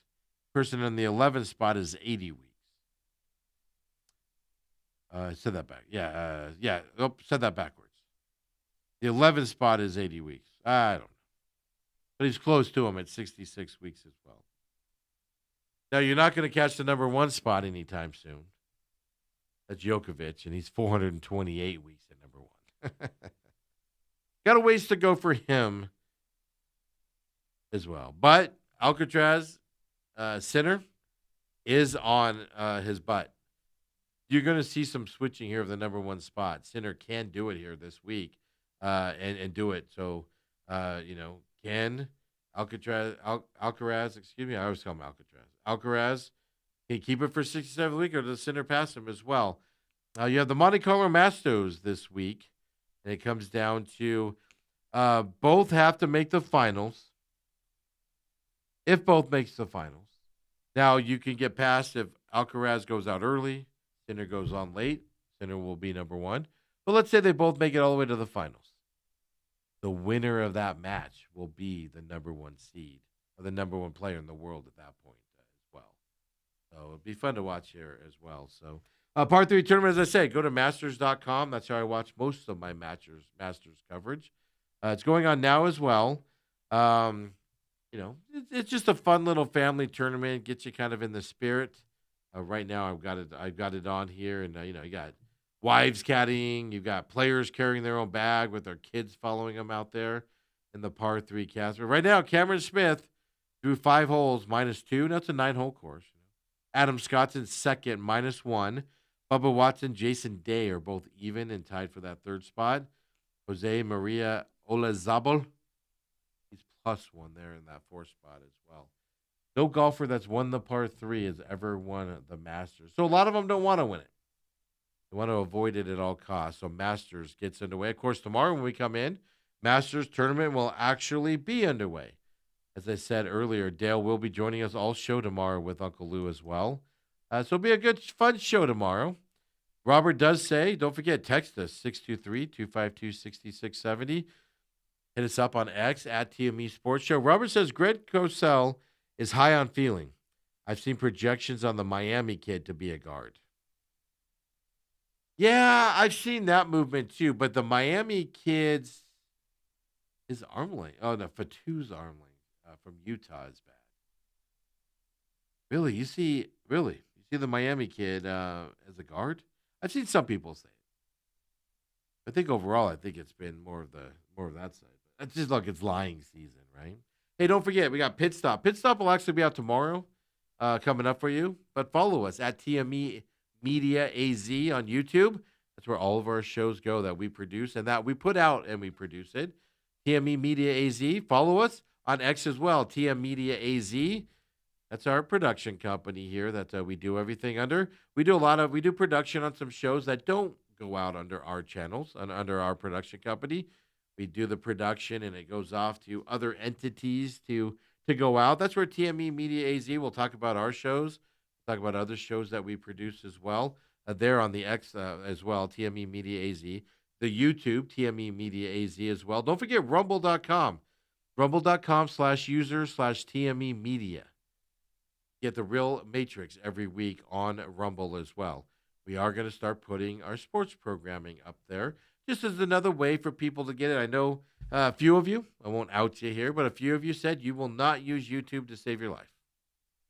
And you like to use Rumble. So we'll put the sports stuff up on the well. A couple of you requested it. We'll absolutely do that. Then, of course, free podcast systems. Check that out as well. McCollum on Business will be back tomorrow morning at 7 o'clock. And, of course, here, main event with Uncle Lou, Dale, all day tomorrow, 8 to 10. Come and join us, folks. We got a lot of changes coming your way here the next month or two. Make sure you're with us. Make sure you follow us on the social medias. Text us whenever you're watching us as well. Maybe we talked about something today that actually happened 40 years ago, 30 years ago, like we did yesterday with Danny Manning. It'd be fantastic to find out that happened 2 days in a row. I don't know if it did. Folks, have a great day. We'll see you tomorrow, everyone. Have a great afternoon. Be safe out there.